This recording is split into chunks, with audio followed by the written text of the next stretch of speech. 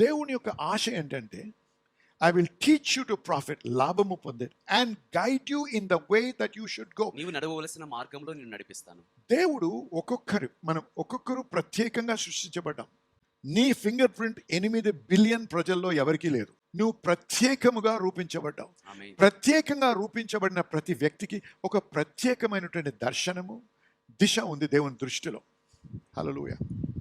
దేవుడు నీ కొరకు ఏ మార్గాన్ని స్థిరపరిచాడో, ఏది నీ ద్వారా జరిగించాలని ఉద్దేశించాడో ఆ మార్గము నీకు తెలియదు.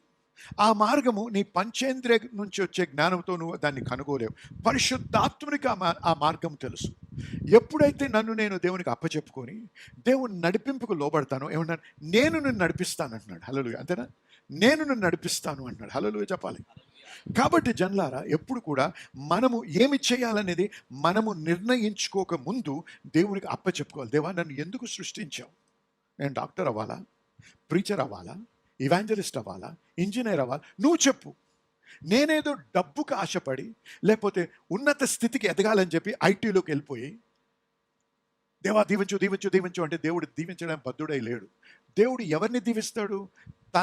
ఏదైతే తను ఉద్దేశించాడో మన జీవితం పట్ల, దానికి నేను లోబడి, ప్రభువు నడిపించిన నడకకి నేను లోబడ్డప్పుడు దేవుడు నన్ను దీవించడానికి బద్ధుడై ఉంటాడు. హల్లెలూయా.